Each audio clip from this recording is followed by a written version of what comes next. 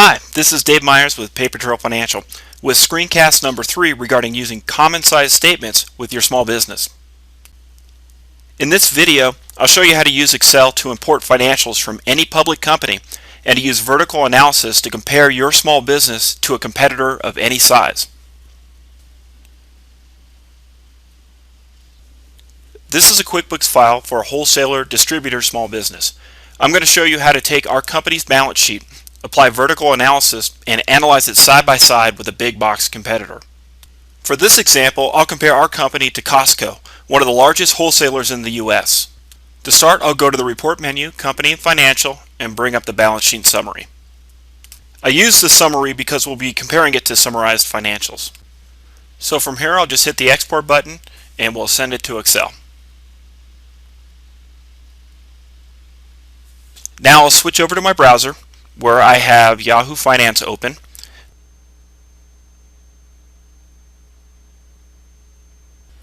There are many sites where you can get this type of information. I know Google Finance is also very popular. In order to get the financials for Costco, I'll just enter the company name here, and it comes right up.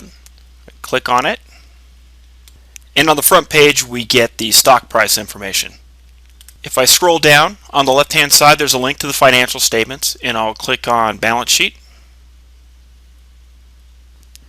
And what we get is Costco's last 3 year-ending balance sheets. To import the statement, we can't do it directly from the web page, we have to do it through Excel. So I'm going to go up to the URL line and copy the address and switch over to Excel and create a new sheet. I want to go to Data on the ribbon and select From Web. An Internet Explorer window opens from within Excel, and I want to go up and paste that URL address right up here and click Go. This browser is a little bit different, and here you can see as I scroll down the little yellow boxes with arrows. When I hover over them, it allows me to highlight the information next to it. I want to highlight this one right here to get all the balance sheet information, and I'll click Import. Excel asks me where to put it. I'll just say OK. And now the Costco balance sheet is transferred to our workbook. To make some room, I'll shrink down this column, and I only want last year in, so I'm going to highlight the previous 2 years and delete them.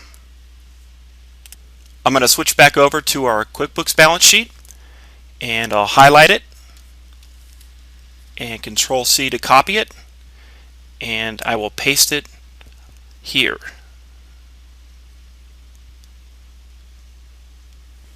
Now I'm going to copy these over and try to line all the accounts up. I'll start with the cash and equivalents. So I'll copy our QuickBooks checking and savings, Control-C, and I'll paste it in cash and equivalents. Our business doesn't have any short-term investments, so I'll go to receivables, which we do have. I'll highlight AR, copy, and paste over. The QuickBooks summary balance sheet lists inventory as other current assets, so I'll copy other current assets and make sure we line it up with inventory. For total current assets, I'll add up the ones I copied over already, so I'll insert the sum function and highlight them.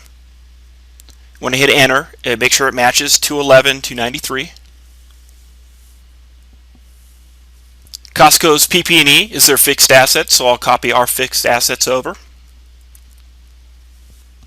We have no other assets for our business, so I will sum up total assets, insert the sum function, and highlight the cells, hit enter, and it matches 301, 495.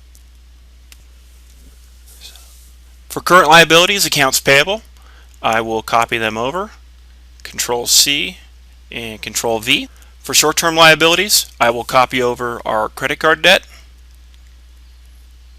And for other current liabilities, in our case this is actually a line of credit, but just to have it line up correctly, I'll copy it straight over to other current liabilities.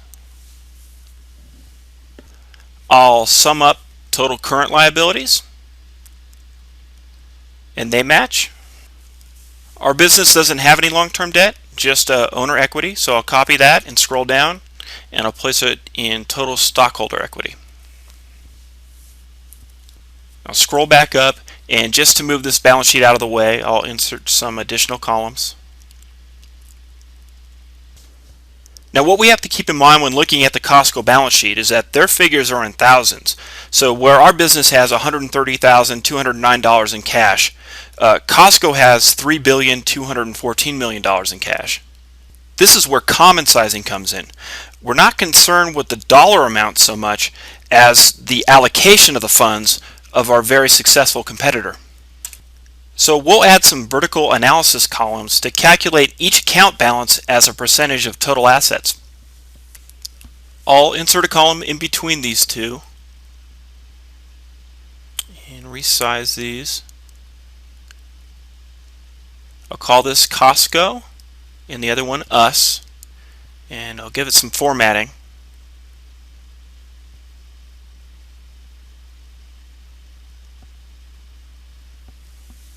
I went over this formula in the last screencast. It's simple. We're just going to say equal to the balance on this row divided by the balance in the total assets cell, and we'll hit F4 once to anchor it in that cell. And I'll hit enter, and I'll change it to a percentage and give it a couple decimal places. And now I can use the fill handle and fill down the column. And we have a couple of problems here. You can see we have 0 percentages where we tried to divide by blank cells, and we have error messages where we tried to divide by 0. To fix the 0 percentages, I'll go to the Office button and choose Excel Options, click on Advanced, and scroll down to the display options for this worksheet. And I'll uncheck the box that says Show 0 Values, and OK. To get rid of the errors for dividing by 0, I'm going to change our formula. I'll go up to the formula line, and I'm going to insert the if error function. So I'll type if error, open parentheses, and then after our division problem, comma, quote, quote, close parentheses. So if the formula returns an error now, the two quotes will leave the cell blank.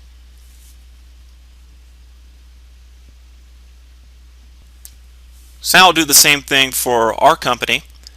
I'll go up to the top row. I'll say equals if error,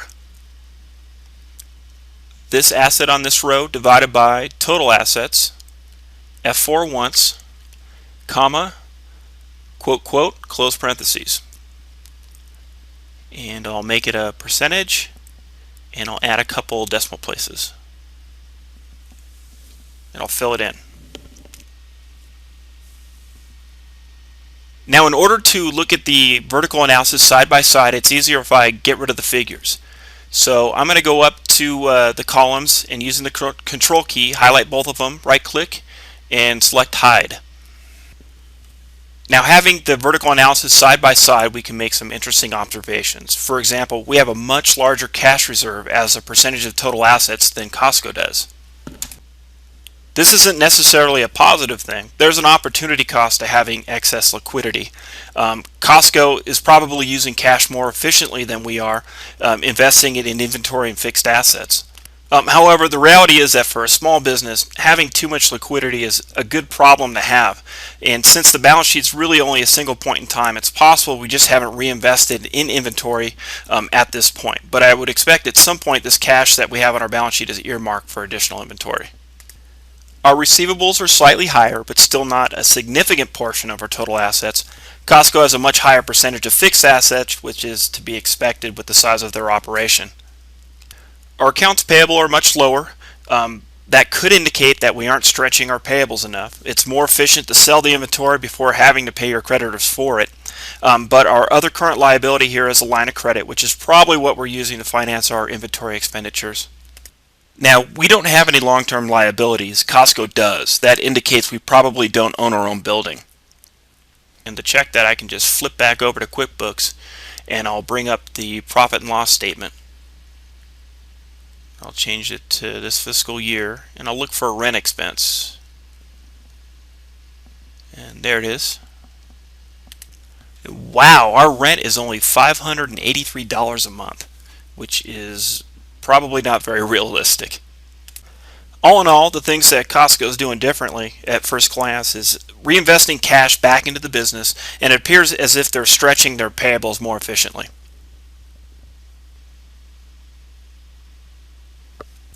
This chart is another way of looking at our wholesale business compared to Costco's, looking at the balance sheet mix. When you look at our current assets compared to our current liabilities, our excess liquidity stands out next to Costco's. Our fixed assets are smaller in proportion to total assets than Costco's, which is not a surprise. But we have absolutely no long-term debt thanks to an extremely favorable lease. So what I would take from this comparison with Costco is that we have some improvement to do in terms of our cash management.